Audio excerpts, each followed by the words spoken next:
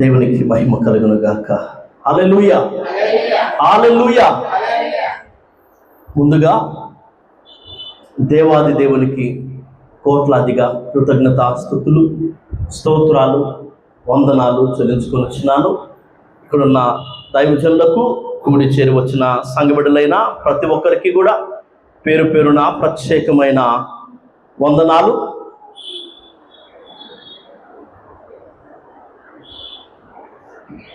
దేవుని కృపను బట్టి ఈ రీతిగా గత వారము మీ మధ్య ఉండలేకపోయినప్పటికీ కూడా మళ్ళీ ఈ రీతిగా ఈ సిలువ ధ్యాన కూడికలో ఆయన మహింపరచడానికి, ఆయన మనస్సును మీ మధ్యకు మోసుకొని రావడానికి దేవుడిచ్చిన ఇటు కృపను బట్టి నేను ఎంతగానో సంతోషిస్తూ ఉన్నాను.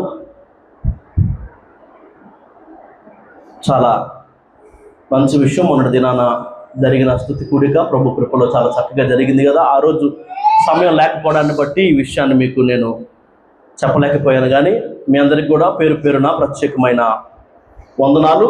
ఎందుకంటే ఆయన దాసులమని దేవుడు ప్రేమించి మీ బాధ్యతను, మీ ఆత్మలను కాసే ఆ బాధ్యతను దేవుడు ఈ కుటుంబానికి అప్పగించాడు అన్నొక ఆలోచనతో దేవుడు మీ మనస్సును మాపై ఉంచిన ఆ ప్రేమతో మా కోసం మీ అందరూ కూడా ప్రార్థించినందుకు కదా. నిజంగానే ఆ చిన్న బిడ్డ ఆ రీతిగా 4 రోజుల్లోనే కోలుకొని బయటికి రావడానికి అది కేవలం దేవుడి కృపే. మా కోసం ప్రార్థించినందుకు మీ అందరికీ కూడా ప్రత్యేకమైన వందనాలు. పోయిన వారం హైదరాబాద్లో దోలపల్లిలో జరుగుతున్న ఆ మీటింగ్స్కి వెళ్ళాలన్న ఒక ఆలోచనతో అక్కడికి వెళ్ళి ఆ 2-3 రోజులు అక్కడ సమయాన్ని గడిపాం. అయితే నిజంగానే ఒక చక్కని మాట అక్కడ నాకు వినపడింది. దైవజనులు దేవదాసయ్య గారు అక్కడికి వచ్చారు. సేవకుల కూడికలు ఆయన మాట్లాడతా, సేవకుల గురించి ఆయన కొన్ని విషయాలు మాట్లాడతా ఆయన అనుభవాలను కూడా కొన్ని జోడించి కొన్ని సంగతులు చెప్తా మోషేని గురించి ఆయన మాట్లాడుతున్నాడు. మోషేని గురించి ఆయన మాట్లాడతా పంపబడిన వాడు మోషే అంటే దేవుడు పిలుచుకొని అక్కడికి వెళ్ళి నా పని చేయమని దేవుడే మోషేని పంపించాడు. పంపిస్తా మోషేకి దేవుడు ఏం చేశాడంటే ఒక కర్రని ఇచ్చి పంపించాడు. అది దేవుని కర్రగా పిలువబడ్డ మనం లేఖనాల్లో చూస్తాం. సో ఫరో దగ్గరికి వెళ్ళడం, ఫరోతో మాట్లాడడం, దేవుడు చెప్పిన పని విషయమై అక్కడ వాగ్వాదం చోటు చేసుకోవడం, ఇలాగా అన్ని విషయాలు అక్కడ కనపడుతూ ఉంటాయి కదా. అక్కడ దైవజనులు మాట్లాడుతూ ఆ ప్రస్తావన సందర్భాన్ని తీసుకొని ఫరో పిలిపించిన ఫరో దగ్గర ఉన్న ఆ మంత్రిగాళ్ళందరూ కూడా వాళ్ళ చేతికర్రలు ఏం చేశారంట, పావులుగా మార్చేశారు. అయితే మోషే కూడా తన చేతికర్రను పావుగా మార్చాడు. అయ్యి పావులే, ఇది కూడా పావులే. కాకపోతే ఈ పాము ఆ పావులన్నింటినీ కూడా మింగేసింది. దేవుడు ఒకరిని ఎప్పుడైతే సేవకు పంపిస్తాడో ఖచ్చితంగా పావులనేవి వస్తాయి. కానీ దేవుడు నీకు తోడుగా ఉన్నాడు కాబట్టి ఈ పాము ఏ పావునైనా కానీ మింగేసిద్ది అని ఆయన చెప్పాడు. ఆయన జీవితంలో అనుభవాల గురించి మాట్లాడతా ఆ పాము కష్టం కావచ్చు, శ్రమ కావచ్చు, నింద కావచ్చు, అవమానం కావచ్చు, అనారోగ్యం కావచ్చు, ఇంకేదైనా కావచ్చు కదా. అదే రీతిగా చాలా సందర్భాలు కూడా మనం ధ్యానం చేసాం. ఎస్తేరు గ్రంథ ధ్యానాల్లో కూడా పోరాటాన్ని గురించి మనం దగ్గరగా 5, 6, 7 రోజులు పైగా ధ్యానం చేస్తాం. ఎన్నో పాటలు మనం పాడుకుంటుంటాం. ఈరోజు గ్రేస్ నా పాట పాడమని నేనే రిక్వెస్ట్ చేశాను. విత్తనం విరక్కపోతే అది ఫలించలేదు. నా మాట అర్థమవుతుందా? చాలా మందికి సంగతి అర్థం కాదు. అందుకే నేను చాలా రోజుల ముందు నుంచి కూడా మీకు చెప్తున్నాను. ఏంటంటే కనుక సేవకుల కోసం మరి విశేషంగా మీరు ప్రార్థన చేయండి.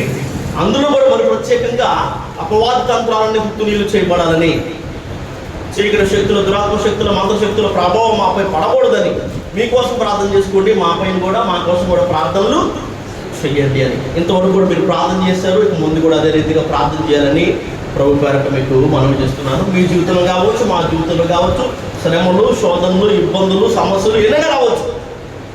కానీ దేవుడు మన పక్షాన ఉన్నాడు కాబట్టి ఖచ్చితంగా వాటన్నింటిలో గెలుస్తూ ఉన్న విశ్వాసం మనకు ఉండాలి. పాడిన ఆ పాటలో శ్రమలే నా అతిశయం, శ్రమలేందే నా ఆనందం, శ్రమలోనే ఉత్సాహం, విశ్వాసమే నా బలం. ఫరో రావాలి, ఎందుకంటే దేవుడు శక్తి ఎంతో బయలుపరచబడాలంటే. గొలియాతులు రావాలి, ఎందుకంటే మనము హెచ్చించబడాలంటే.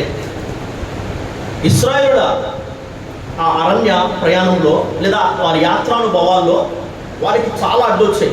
ఫరో అతని సైన్యం మొదలు పెడితే ఎర్ర సముద్రం కావచ్చు, అరణ్య అనుభవాలు కావచ్చు, ఎరుకో కావచ్చు, ఇంకా ఇలాంటి చాలా అడ్డొచ్చాయి. వీటన్నిటిని బట్టి వారు బాధపడ్డారు, భయపడ్డారు, ఏడ్చారు, ప్రార్థన చేశారు. వీటన్నిటి నుంచి దేవుడు వారిని విడిపించాడు. ఒకనొక రోజున ఎరుకో ప్రాంతాలను దాటి వాగ్దాన భూములు అడుగుపెట్టగానే రాహాబు వారి గురించి మాట్లాడుతున్న మాట, వీటన్నిటిలో నుంచి దేవుడు మిమ్మల్ని తప్పించాడు కదా, మిమ్మల్ని విడిపించాడు కదా, దేవుడు మీకు తోడుగా ఉన్నాడు కదా, మిమ్మల్ని చూస్తే మా గుండెల్లో వణుకు, భయము, మా గుండెలు కరిగిపోతున్నాయి అన్న మాట ఆమె మాట్లాడింది. నా మాట అర్థమవుతున్నా. ఈ సంగతులు ఎందుకు చెప్తానంటే, ఒక కష్టం, ఒక శ్రమ, ఒక ఇబ్బంది, అది ఏదైనా కానీ దేవుడు మన జీవితంలో అనుమతించాడంటే అది మనల్ని గొప్ప చేయడానికే. అది ఆయన శక్తి ఏంటో, ఆయన సామర్థ్యం ఏంటో మనందరికీ కూడా తెలియ చేయడానికే.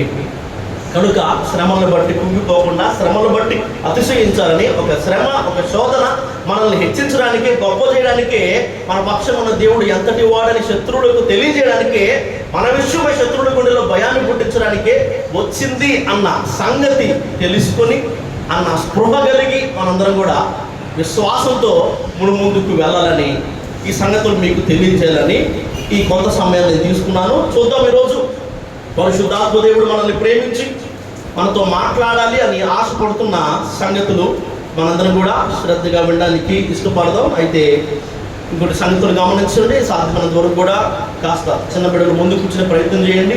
ఎవరైతే కుర్చీలో కూర్చుంటున్నారో వాళ్ళ కాళ్ళు పెట్టుకోవడానికి కూడా ఖాళీ లేకుండా మీరు మరీ వెనక్కి కూర్చోవడం బట్టి వెనక్కి వచ్చిన వారు కూడా వారికి ఆనుకొని కూర్చుంటున్నారు. ఈ సంగతి గమనించండి. కాస్త మందిరానికి వచ్చినప్పుడు మన గురించి కాకుండా చుట్టుపక్కల వారి గురించి కూడా ఆదివారం నేను గమనిస్తూ ఉంటాను.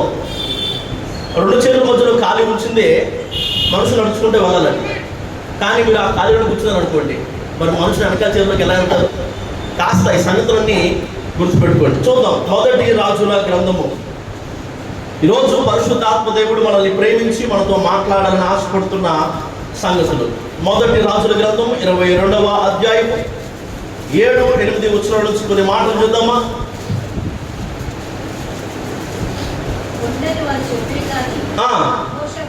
యెహోషాపాతు విచారణ చేయుటకై వీరు తప్ప యెహోవా ప్రవక్తలలో ఒక్కడైనను ఇక్కడ లేడా అని అడిగాను.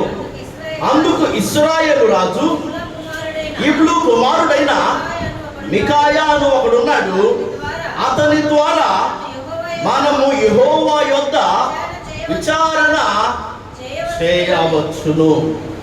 మనము చాలా దినాల క్రిందట అంతకంతకు వర్ధిల్లి, అంతకంతకు ప్రబలి, ఎంతగానో హెచ్చించబడి అభివృద్ధి పొంది అంతగా ఆశీర్వదించబడాలంటే నేనైనా నా కుటుంబమైనా నీవు మమ్మల్ని దీవించడానికి, హెచ్చించడానికి, ఆశీర్వదించడానికి, ఇంతగా దీవించడానికి మేము ఎంతటి వారము, ఏ పాటి వారమయ్యా, ఇలా ఆశీర్వదించావే అని దావీదు చెప్పినంతగా మన కుటుంబాలైనా కానీ ఆశీర్వదించబడాలంటే మన జీవితంలో ఉండాల్సిన 5 అనుభవాల గురించి, 5 ఆళ్ళ గురించి ధ్యానం చేశాం కదా. అదే రీతిగా ఈరోజు ప్రవక్త అయిన మికాయా జీవితంలో నుంచి కూడా ఉన్న సమయాన్ని బట్టి 4 అనుభవాల గురించి, నా మాట మీకు అర్థమవుతుందా? భక్తులముగా, దేవునికి ఇష్టలముగా, దేవునికి ప్రియులముగా, ఆయన సొత్తైన ప్రజలముగా, ఆయన వారిమిగా పిలువబడుతున్న, బ్రతుకుతున్న మన జీవితంలో మనము కలిగి ఉండాల్సిన, మనం తెలుసుకోవాల్సిన, మనకు అర్థం కావాల్సిన కొన్ని విషయాల గురించి 4 ఆలుగా ఈ రాత్రి మనందరం కూడా పరిశుద్ధాత్మ దేవుని సహాయంతో కొన్ని విషయాలు ధ్యానం చేసే ప్రయత్నాన్ని చేద్దాం. అందుకు మన ధ్యానాంశము మికాయాని గురించి మనం ధ్యానం చేయబోతున్నాం కాబట్టి మికాయా అని మన ధ్యానాంశాన్ని ఉంచుకుందాం. సరేనా? అర్థమవుతున్న మాట చూద్దాం. మికాయా జీవితంలో నుంచి కొన్ని అనుభవాలు, 4 ఆలను మీకు తెలియజేసే ప్రయత్నాలు చేస్తున్నాను. యెహోషాపాతు అడుగుతున్నాడంట, విచారణ చేయుటకై వీళ్ళు తప్ప యెహోవా ప్రవక్తల్లో ఒకడైనా కానీ ఇక్కడ లేడా అని. అందుకు ఇశ్రాయేలు రాజు ఇబ్లు కుమారుడైన మికాయా అని ఒకడున్నాడు, అతని ద్వారా మనం యెహోవా యొద్ద విచారణ చెయ్యొచ్చు అని చెప్పాడట. మికాయా మనకు అర్థం కావాల్సిన మొదటి సంగతి, మొదటి విషయం, మికాయా అనే ఈ ప్రవక్త పేరుకు ఉన్న ఒక అర్థం ఏంటయ్యా అంటే యెహోవా వంటి వాడు ఎవడు. ఇదంట మికాయా అనే పేరుకి అర్థం ఏంటి? యెహోవా వంటి వాడు ఎవడు. దేవతలలో నీ వంటి వాడు లేడు, నిన్ను పోలిన వాడు లేడు, నీ వంటి దేవుడు ఒకడును లేడు. మేము వినిన దానంతటిని బట్టి చూడగా నీవు తప్ప దేవుడు ఎవడును లేడు అన్న మాటలు మనకి లేఖనాల్లో కనపడతాయి. ఆయన అద్వితీయుడని లేఖనాలన్నీ కూడా నొక్కి ఒక్క నుంచి చెప్తున్న రీతిగానే తన పేరు ద్వారముగా మికాయా మాట్లాడుతున్న ఒక మాట, మికాయా తెలియజేస్తున్న ఒక సంగతి ఏంటయ్యా అంటే యెహోవా వంటి వాడెవడు, ఆయన వంటి వాడు ఇంకొకడు లేడు. నిర్గమకాండము 15వ అధ్యాయము 11వ వచనంలో కూడా ఈ మాటలు మనకు కనపడతాయి.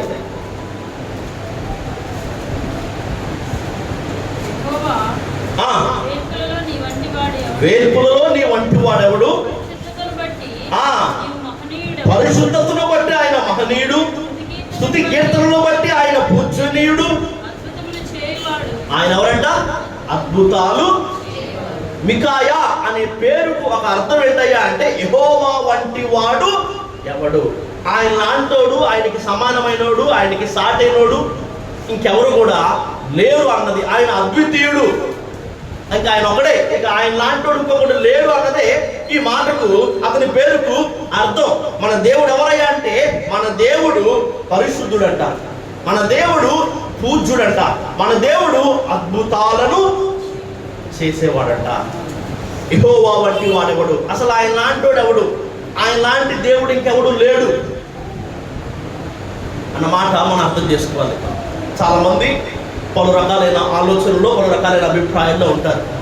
అయితే ఒక భారతదేశాన్ని మాత్రమే మనసులో పెట్టుకొని కాదు, కానీ ప్రపంచ దేశాలన్నిటినీ మనం మనసులో పెట్టుకొని ఆలోచిస్తే కనుక ఎందరో దేవీ దేవతలు కొలబడుతున్న వారు ఉన్నారు కదా. ఒక్క ఊరికి ఒక్కో కథ, ఒక్కో పేరు, ఒక్కో రూపం ఉంది కదా. నా మాట మీకు అర్థమవుతుందా? చాలామంది ఏమనుకుంటారంటే వాళ్ళు ఉన్నారు, వాళ్ళకంటే ఈయన మంచోడు, వాళ్ళకంటే ఈయన శక్తిమంతుడు అనుకుంటూ ఉంటారు కదా. అవునా కాదు? చాలామంది అభిప్రాయం ఏంటి అంటే కనుక వాళ్ళు కూడా ఉన్నారు, కాకపోతే వాళ్ళకంటే ఈయన మంచోడు, వాళ్ళకంటే ఈయన గొప్పోడు అని. కానీ కలిగి ఉన్నది ఏది ఆయన లేకుండా కలగలేదన్నమాట మనం అర్థం చేసుకోవాలి. ఏది కలిగినా కూడా అన్నిటినీ అందరినీ సృష్టించిన సృష్టికర్త మన దేవుడు మాత్రమే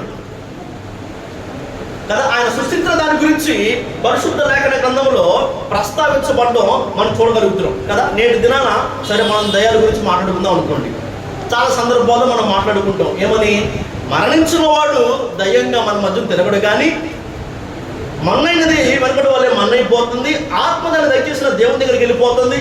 మరి వారిని పేర్లు పెట్టుకొని దయ్యాలుగా చలామణి అవుతున్న వారు ఎవరయ్యా అంటే కనుక భ్రమపరచు ఆత్మలు, అపవాదితో పాటుగా కిందకు పడద్రోయబడిన ఆ దేవదూతలు ఎవరైతే ఉన్నారో పడిపోయిన వారు కదా. భ్రమపరుస్తూ నా పేరు అదేని, నేను ఇదని, నాకు అది కావాలని, నాకు ఇది ఇవ్వాలని దేవుడి నుంచి దూరం చేసే ప్రయత్నంగా వారిని భ్రమపరుస్తూ వారి పేర్లు పెట్టుకొని ఏం చేస్తూ ఉంటాయి, తిరుగుతూ ఉంటాయని మనం మాట్లాడుకుంటున్నాం కదా. మరి ఈ దేవి దేవతున్నారు కదా, నేను మాట్లాడుతుంది ప్రపంచ దేశం అంతటా, ప్రపంచంలో ఎన్ని దేశాలు ఉన్నాయో అన్ని దేశాల్లో కొలవబడుతున్న వారు ఎక్కడి నుంచి వచ్చారు అంటే కనుక మనుషుల ఊహలో నుంచి కల్పించబడిన పాత్రలు, లేదా వారు రాసిన ఆయా పుస్తకాల్లోని పాత్రలు. నా మాట మీకు అర్థమవుతుందా? ఒక్కొక్క కల్చర్కి కదా ఒక్కొక్క కాన్సెప్ట్ కదా. ఈ ఊరు అనుకోండి, లేదా ఈ ప్రాంతం అనుకోండి, ఈ ఆచార సాంప్రదాయాలు, ఈ పద్ధతులు, లేదా ఈ పలానా వస్త్రధారణ, ఈ పలానా రూపం, ఇదిగో ఈ సామర్థ్యాలు అవన్నీ కలుపుకొని రాసిన ఆ కథల్లో నుంచి, మానవుని ఊహల్లో నుంచి పుట్టుకొచ్చిన కల్పిత పాత్రలు ఎన్నో.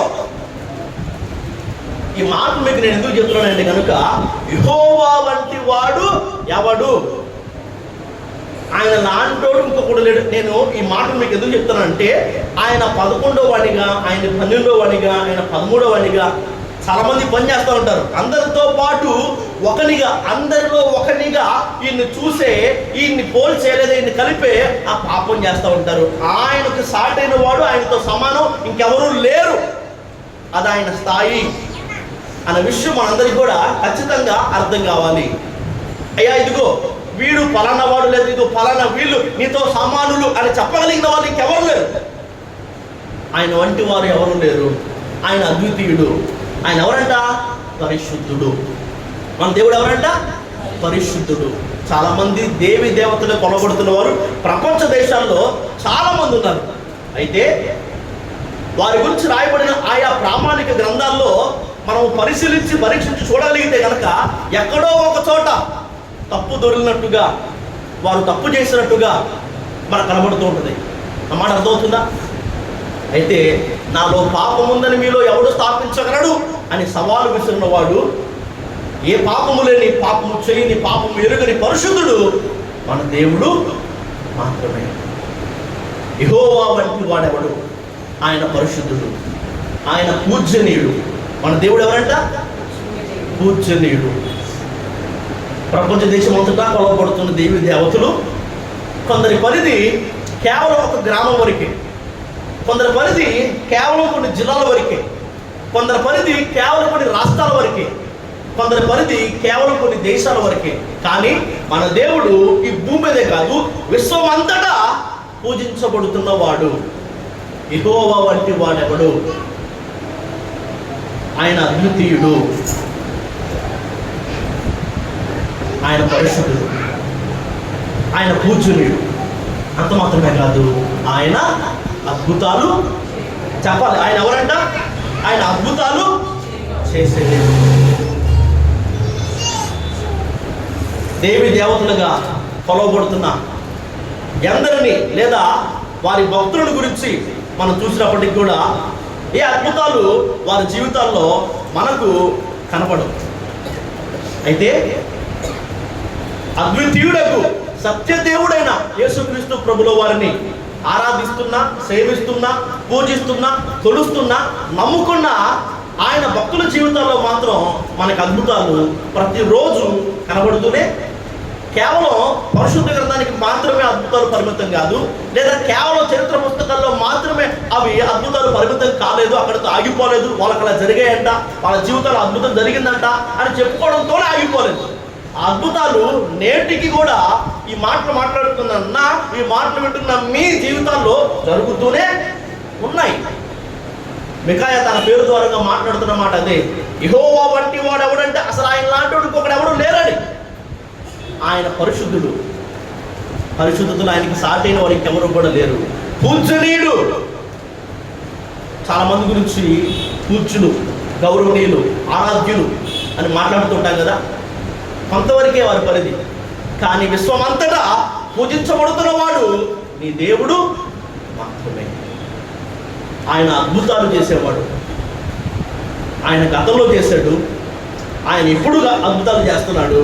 ఆయన రానున్న దినాల్లో భవిష్యత్తులో కూడా ఆయన అద్భుతాలు చేసే దేవుడు. యెహోవా వంటి వాడెవడు అంటే ఆయన వంటి వాడెవడు లేడు అనే ఒక విషయాన్ని మికాయా తన పేరు ద్వారముగా మనకి తెలియజేస్తున్నాడు. రెండవ తన జీవితంలో మనం చూడగలిగినట్లయితే కనుక అక్కడ చూద్దాం ఒకసారి. మళ్ళీ నేను చూసిన మాటలు మొదటి రాజుల గ్రంథం 22వ అధ్యాయము 7-8 వచనాల్లో మనకి మాటలు కనపడతాయి.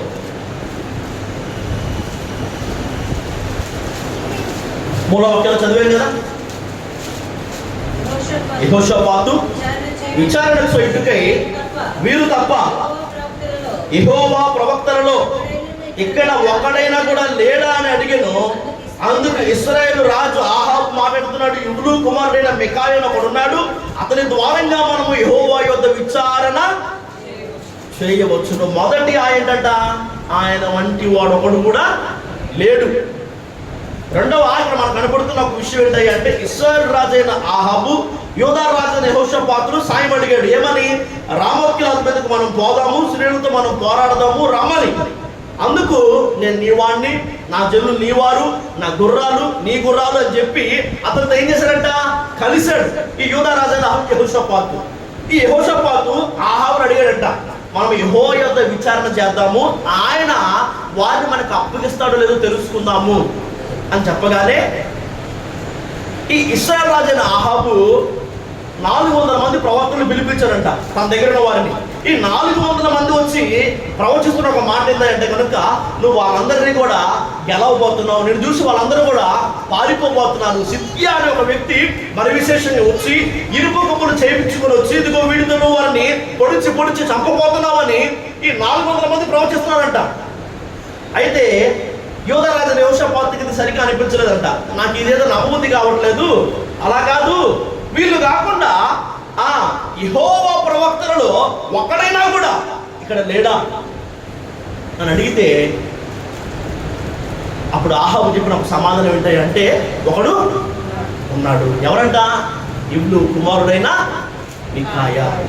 మొదటి ఏంటయ్యా అంటే కనుక ఆయన వంటి వాడు ఒకడును లేడు. అయితే కనుక రెండవ మనకు కనబడుతున్న మాట ఇక్కడ మనం చూస్తే కనుక ఒకడైనా కూడా ఇక్కడ లేడా అన్న ప్రశ్నకు సమాధానంగా ఒకడు ఉన్నాడు. ఆయన కోసం ఒకడు ఈ మికాయా. ఏంటంట రెండవ ఏంటంట? ఆయన వంటి వాడు ఒకడును లేడు అన్నది మొదటి. అయితే కనుక మికాయా జీవితంలో మనకు కనబడుతున్న రెండవ అనుభవం ఏంటంటే ఆయన కోసం ఒకడు, ఆయన కోసం నిలబడే ఒకడు ఈ మికాయా. 400 మంది కూడా మీరు సూపర్, మీరు గెలుస్తారు, గెలుపు మందే, వాళ్ళు మిమ్మల్ని చూసి పారిపోతారు అని చెప్తూ ఉన్నారంట. యెహోషాపాతుకు ఆ మాట మీద నమ్మకం లేకుండా యెహోవా ప్రవక్తల్లో ఒకడైనా లేడా ఇక్కడంటే ఒకడున్నాడయ్యా, ఇబ్లు కుమారుడైన మికాయా అని చెప్పాడంట. ఈరోజు ఈ మాటలు మనం అర్థం చేసుకోవాలి. 400 మంది ఉన్నారు ఆహాబు పిలిపించిన వారు కదా, ప్రవచించేవారు. కానీ అందరూ అబద్ధాలు చెప్తున్నారు. యెహోవా ప్రవక్తల్లో ఒకడైనా లేడా అంటే ఒకడున్నాడు అని మికాయా పేరు చెప్పినట్లుగానే దేవుణ్ణి హత్తుకున్నవాడు, దేవుడు ఏర్పరచుకున్నవాడు, దేవునికి ఇష్టమైన వాడు, దేవుని చిత్తాన్ని చేసేవాడు, దేవుడి కొరకు జీవితాన్ని జీవించేవాడు, దేవుడి మాటకు లోబడేవాడు ఈ సంఘంలో, ఈ ఊర్లో, ఈ కుటుంబంలో, ఇదిగో నీ కులంలో, ఈ తరంలో ఒకడైనా లేడా అని అడగబడినప్పుడు ఒకడున్నాడు అని నీ పేరు చెప్పబడే ఆ ప్రత్యేకమైన జీవితాన్ని నువ్వు జీవించగలుగుతున్నావా? ఆయన కోసం నిలబడే ఒకడు మికాయా. 400 మంది ఉన్నా కూడా వీళ్ళెవరి మాట నాకు సరైన అనిపించట్లేదు. యెహోవా ప్రవక్తల్లో ఇక్కడ ఒకడు కూడా లేదని అడిగితే 400 మందిని పక్కన పెట్టి ఇప్పుడు ఎవరి కోసం చూస్తున్నారు? ఇప్పుడు ఎవరున్నారని చెప్తున్నారు? మికాయా అనేవాడు ఒకడున్నాడు. ఈ 400 మందిలో ఒకడు కాదు, దేవుని కోసం నిలబడే ఒకడు ఈ మికాయా. చాలా రోజుల క్రితం కూడా మనము ఎస్తేరు గ్రంథ ధ్యానాల్లో ఈ వర్తమానాన్ని ధ్యానం చేస్తా, చిన్నదే కానీ చెయ్యి, ఒక్కడివే అయినా నిలబడు అనే ఒక వర్తమానాన్ని ధ్యానం చేసాం. దేవుడు నీకు అప్పగించింది అది చిన్నదైనా కూడా దేవుని కోసం మిగిలింది. నువ్వు ఒక్కడివైనా కూడా, చిన్నదైనా కానీ చెయ్యి, ఒక్కడివైనా కూడా దేవుని కోసం నువ్వు నిలబడు, దేవుడు తన కార్యాన్ని తప్పకుండా జరిగిస్తాడు అని. 400 మంది ప్రవచిస్తున్నా కూడా వాళ్ళు ఎవరి మాట నమ్మబుద్ధి కావట్లేదు, వారు ఎవరి మాట సరైన అనిపించట్లేదు. ఇక్కడ యెహోవా ప్రవక్తలో ఎవడు లేడా అంటే ఒకడున్నాడు. ఎవరా ఒకడంటే కనుక మికాయా. మనం చూస్తే పరిశుద్ధ గ్రంథంలో కూడా కొన్ని మాటలు మీకు చూపించాలని ఆశపడుతున్నాను. చూద్దాం ఒకసారి. కీర్తన గ్రంథం 14వ కీర్తన ఆ మొదటి 3 వచనాల్లో ఈ మాటలు ఇలా కనబడుతున్నాయి మనకి. 14వ కీర్తన మొదటి నుంచి కొన్ని మాటలు. దేవుడు లేడని బుద్ధిహీనులు తమ హృదయములో అనుకుందురు, వారు చెడిపోయిన వారు అసత్య కార్యములు చేయుదురు, మేలు చేయువాడు ఒకడు కూడా, మేలు చేసేవాడు ఒకడు కూడా లేడు. వివేకము కలిగి దేవుణ్ణి వెతుకువారు కలరేమో అని యెహోవా ఆకాశం నుండి చూసి నరులను ఏం చేస్తున్నాడంట? పరిశీలించారంట. అప్పుడు ఏమైంది? వారందరూ దారి తొలగి బొత్తిగా చెడి ఉన్నారు, మేలు చేయు వారు ఎవరు లేరు, ఒక్కడైనను. వివేకము కలిగి దేవుణ్ణి వెతుకువారు కలరేమో అని ఆయన ఆకాశం నుంచి నరులను పరిశీలించి చూడగా ఒక్కడు కూడా ఆయన కనపడలేదంట. ఈ 400 నేను నమ్మాలనిపించట్లేదు నాకు. యెహోవా ప్రవక్తలు ఒకడైనా లేడా అంటే ఒకడున్నాడు మికాయా అని చెప్పినట్టుగానే ఇదిగో ఈ తరమంతటిలో, ఇదిగో ఈ సంఘంలో, ఇదిగో ఈ పలానా ఈ వంశంలో, ఈ పలానా ఈ కుటుంబంలో, ఈ పలానా ఈ ఊరిలో దేవుడి కోసం ప్రత్యేకమైన జీవితాన్ని జీవించేవాడు ఎవడైనా ఉన్నాడు? ఆ వివేకం కలిగి దేవుడిని వెతకువాడు, మేలు చేసేవాడు, తన పరిశుద్ధులను కాపాడుకునేవాడు, ప్రత్యేకమైన జీవితాన్ని దేవుడి కొరకు జీవించేవాడు, ప్రతిష్ట కలిగిన వాడు ఎవడైనా ఉన్నాడా అంటే కనుక ఆదికాండం 6వ అధ్యాయంలో దేవుడు అదే రీతిగా నరులను పరిశీలిస్తుంటే ఒక వ్యక్తి కనిపించాడంట. ఎవరా వ్యక్తి? నోవాహు. ఏంటంట? నోవాహు. దేవుడు నరులను పరిశీలించి చూడగా 6వ అధ్యాయం మనకు కనపడుతుంది. దేవుడు చూసినప్పుడు నరుల చెడుతనం భూమి మీద గొప్పదిగా, వారి హృదయం యొక్క తలపులోని ఊహంతా కూడా ఎల్లప్పుడూ కేవలం చెడ్డదిగా ఆయన చూశాడంట. ఆయన తాను భూమి మీద నరులను చేసినందుకు సంతాపపడాడంట. ఒకడు కూడా మేలు చేసేవాడు, వివేకం కలిగి దేవుణ్ణి వెతకేవాడు ఒకడు కూడా లేడు. కానీ ఆ తరంలో ఆయన కల్పించిన ఆ ఒకడు ఎవరే అంటే దేవుడి దృష్టికి కృప పొందిన వాడు నోవాహు. ఎవరు? తరమంతా ఒక పక్క, 400 మంది ఒక పక్క, కానీ ఈ మికాయా ఒకడే ఒక పక్క. తరమంతా ఒక పక్క, కానీ దేవుని కొరకు తన పరిశుద్ధతను కాపాడుకొని ఒక ప్రత్యేకమైన జీవితాన్ని జీవిస్తున్న నోవాహు ఒక పక్క. ఫిలిష్తీయుడు గాతువాడైన గొలియాతు సవాలు విసురుతున్నాడు. మీరు సౌలోళ్ళు కదా, మీరు సౌలుకి సంబంధించిన వాళ్ళు కదా, ఇది నేను పలాని ఫిలిష్తీయుడు కదా, ఎందుకు మీద యుద్ధ పంక్తులు తిరుగుతున్నారు? మేము ఎందుకు నిరువులు కొట్టుకోవాలి? నేను ఒక్కనే వస్తాను. మీరు ఎవరుంటే కనుక వాడు ముందుకు వచ్చి నాతో తలపడమనండి. ఎవడు గెలిస్తే వాడు గెలిచినట్టు. ఎందుకు మనందరం కలిసి కొట్టుకోవడం? ఎవరైనా ఒకరుంటే ముందుకు రండిరా అంటే కనుక సౌలు రావట్లేదు. దావీదుకు సంబంధించిన అన్నలు, సైన్యాధ్యక్షులు, సైన్యాధిపతులు, బలవంతులు, యోధులు వీళ్ళెవరు కూడా రావట్లేదు ముందుకి.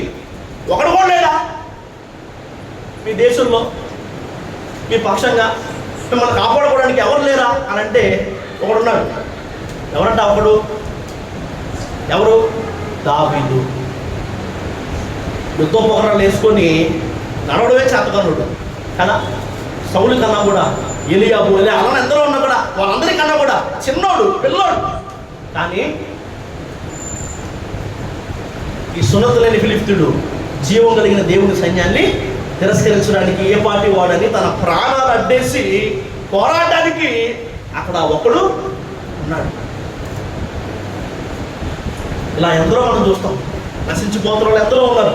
వీళ్ళందరినీ రక్షించడానికి ఎవరు లేరంటే ఎరుకో పట్టణంలో ఒక ఆమె ఉంది. ఎవరు? రాహాబు. ఎవరు దేవుడు తెలుసుకుంది, ఆయన బట్టి దైవజనం ఇంట చేర్చుకుంది. ఒక చక్కని ఆనవాళ్ళకి తన ఇంటి వారందరినీ కూడా రక్షించుకోగలిగింది. ఇదిగో ఈ తరంలో, ఇదిగో పలానా మాటలు వింటున్నది ఈ సంఘంలో తన ఇంటి వారిని రక్షించుకునేవాడు ఒక్కడు లేడా అన్న ప్రశ్న అడిగితే ఒకడున్నాడు అని నీ పేరు చెప్పుకోగలిగేంత, నీ పేరు ఎవరైనా చెప్పేంత అలాంటి ఒక అనుభవం నీకుందా? ఆ మాట అర్థమవుతుందా? ఊజు దేశమందు యోబు అను ఒక మనుషుడు ఉండెను. ఒకడే ఉన్నాడు దేశం అంతా కూడా. దేవుని కొరకు నిలబడే వాడు ఒకడే ఉన్నాడు. ఎందరో ఉన్నారు మనుషులు ఉన్నానికి, కానీ దేవుని కొరకు నిలబడేవాడు ఒకడున్నాడు. ఎన్ని కష్టాలు వచ్చినా, ఎన్ని ఇబ్బందులు వచ్చినా, ఎన్ని శ్రమలు వచ్చినా, ఏం పోగొట్టుకున్నా, ఏం కోల్పోవాల్సి వచ్చినా, ఏమైనా కానీ దేవుణ్ణి మాత్రం విడిచిపెట్టను అని భక్తిలో నిలబడగలిగిన వాడు ఒకడున్నాడు. ఇలాంటి వాళ్ళు దేవునికి మొదలైన చాలు. తన ప్రణాళిక నెరవేర్చబడడానికి దేవునికి నోవాహు లాంటి వాడు ఒకడు చాలు. 2 తలపుల మధ్య కొట్టుమిట్టాడుతున్న ప్రజలను యెహోవాయే దేవుడిని కేకలు వేయనట్లుగా చేయడానికి దేవునికి ఏలియా వంటి ఒకడు చాలు. నశించిపోతున్న వారిని రక్షించుకోవడానికి రాహాబు లాంటి దేవునికి ఒకడు, అపవాదిని ఓడించడానికి, గొలియాతు లాంటి వాడిని మట్టి కనిపించడానికి దావీదు లాంటి వాళ్ళు, యోబు లాంటి వాళ్ళు ఒకళ్ళు చాలు. వీళ్ళు ఎవరొద్దు. యెహోవా ప్రవక్తల్లో ఇక్కడ ఒకడు కూడా లేడని అడిగితే మికాయా ఉన్నాడని చెప్పినట్టుగానే ఒకవేళ నీ గురించి ఈ ప్రశ్న అడగబడితే కనుక దేవునికి ఇష్టమైనవాడు, దేవుని కోసం బతికేవాడు, దేవుని కోసం సమస్తాన్ని నష్టంగా పెంటగా ఎంచుకున్నవాడు, దేవుని కోసం ప్రత్యేకమైన జీవితాన్ని జీవిస్తున్నవాడు, తన పరిశుద్ధతను కాపాడుకున్నవాడు, దేవుని రాజ్యభారమని కాడిని మోస్తున్నవాడు, ఇలా ఒకడైనా లేడా అంటే ఒకడున్నాడు అని నీ పేరు చెప్పగలిగే ఆ భక్తి నీకు ఉండాలి అన్న అనుభవాన్ని మికాయా మనకు నేర్పిస్తాడు. ఒకడు ఉన్నాడు, ఆ ఒకడే మికాయా. ఆయన వంటి వాడు ఒకడు లేడు. ఆయన కోసం నిలబడే ఒకడు ఈ మికాయా. చూద్దాం 3వ ఆన కూడా చూద్దాం.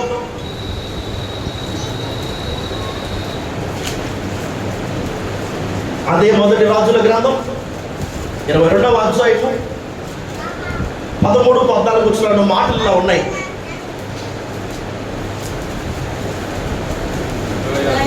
మికాయాను పిలవబోయిన దూత, ప్రవక్తలు ఏకముగా రాజుతో మంచి మాటలు పలుకుతున్నారు కనుక నీ మాట వారి మాటకు అనుకూలపరచమని అతనితో అనగా, మికాయా, యెహోవా నాకు సెలవిచ్చినదేదో ఆయన జీవముతోడు నేను దానినే పలుకుదునను.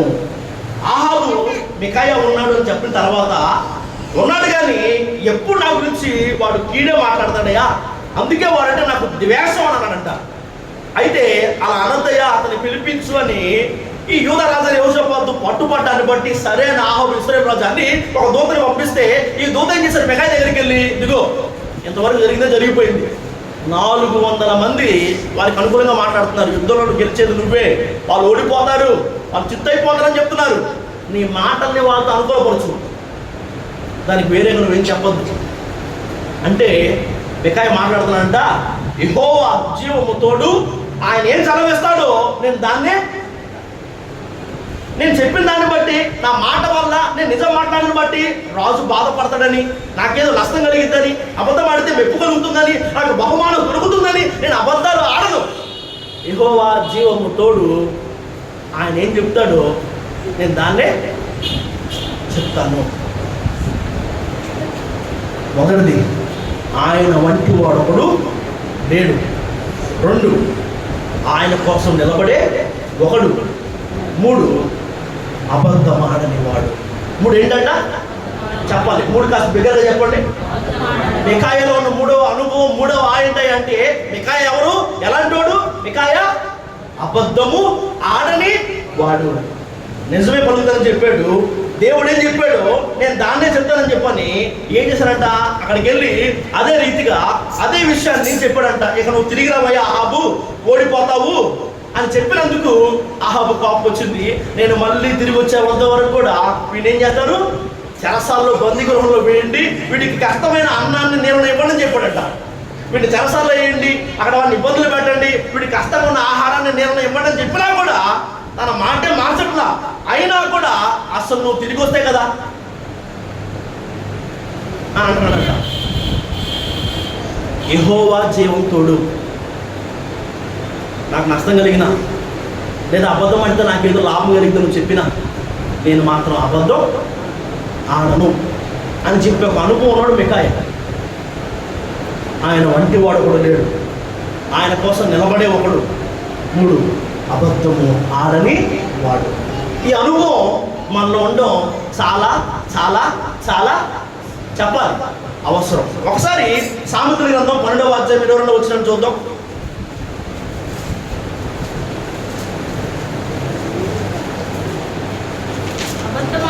అబద్ధమాడు పదవులు యెహోవాకు హేయులు, అబద్ధమాడు పదవులు యెహోవాకు హేయములు, సత్యవర్తనులు ఆయనకు. ఇప్పుడు ఆయనకి ఇష్టం ఎవరు అంటే నిజం చెప్పేవాళ్ళే.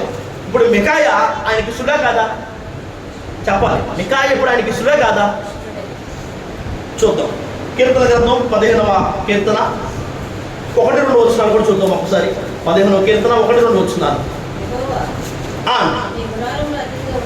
యెహోవా నీ గుడారములో అతిథిగా ఉండదగిన వాడెవడు, ఆయన పరిశుద్ధ పర్వతం మీద నివసించదగిన వాడెవడు, యథార్థమైన ప్రవర్తన కలిగి హృదయపూర్వకంగా ఏం చేయాలంట, నిజం పలకాలి.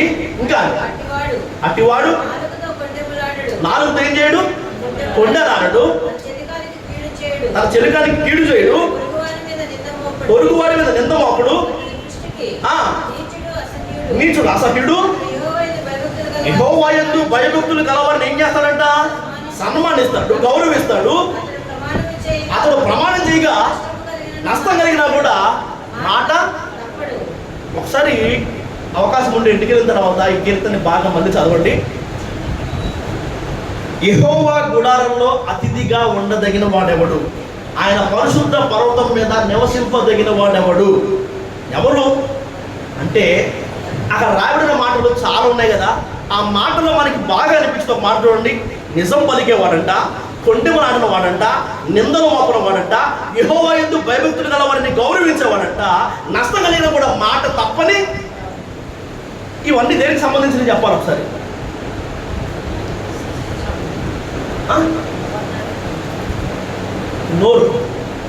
నోటికి నిజం పలకడం, నిందలు మోపకపోవడం, ఆ తర్వాత కొండెములు ఆడకపోవడం కదా, మాటిస్తే నష్టం కలిగినా కూడా మాట తప్పకపోవడం, ఇవన్నీ దేనికి సంబంధించినవి?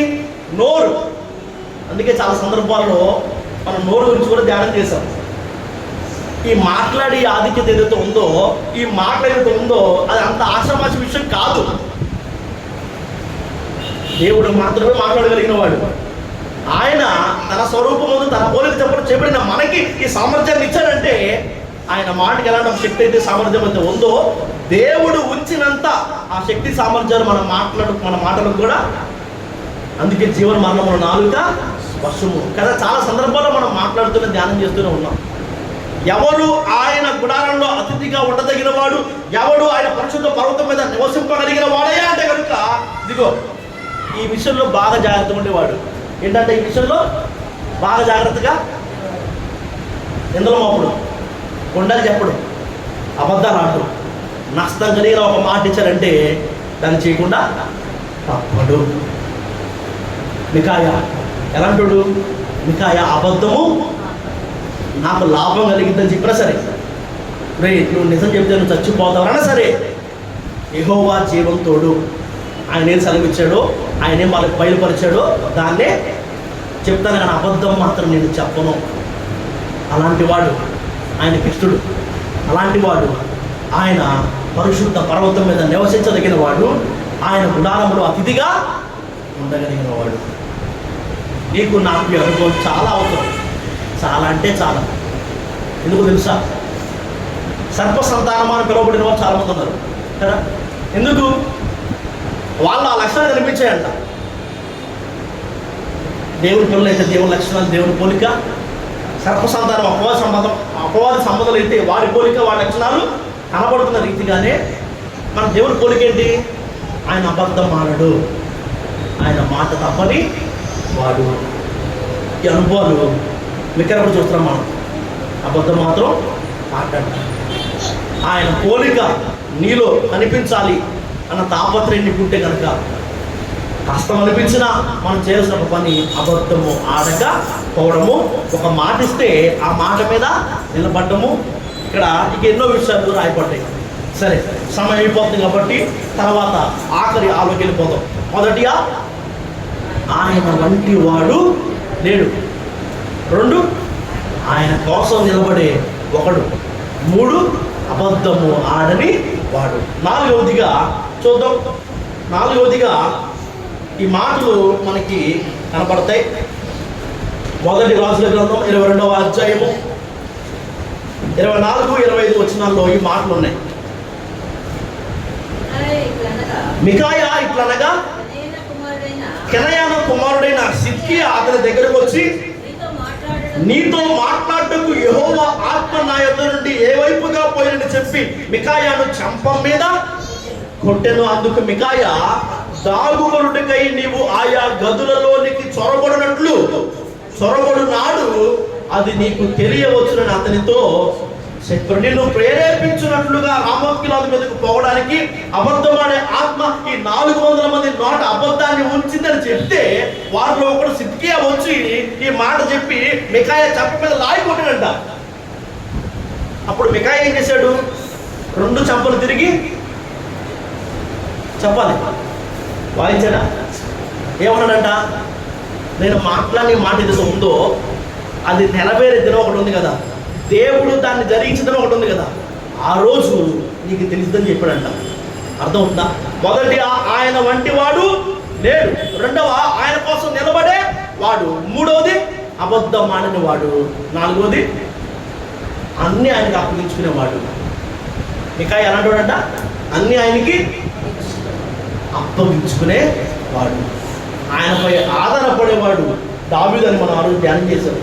అన్నిటినీ ఆయనకు అప్పగించుకునేవాడు మికాయా. సమయం లేదు కాబట్టి నా మాటగా ముగిస్తున్నాను. కానీ రోమ 12:19 ప్రకారముగా మీకు మీరే పగ తీర్చుకొనక దేవుని ఉగ్రతకు చోటు పగ తీర్చుట నా పని, నేనే ప్రతిఫలం నిత్తునని ప్రభువు చెప్పుచున్నాడని రాయబడి ఉన్నది. సామెతల గ్రంథం 20:22 వచ్చిన ప్రకారంగా కీడుకు ప్రతికూడు చేసదనుకొనవద్దు, యెహోవా కొరకు కనిపెట్టుకొనుము, ఆయన నిన్ను రక్షించును. ఏదైనా ఆయన చేతికి అప్పగించుకుంటే న్యాయం సరైన సమయంలో నువ్వు ఆశించిన దానికన్నా, నువ్వు అనుకున్న దానికన్నా, నువ్వు అడిగి ఊహించిన దానికన్నా ఖచ్చితంగా జరిగించే దేవుడు ఆయన. దేవుడి మాటలు దీవించును గాక. ఆమేన్.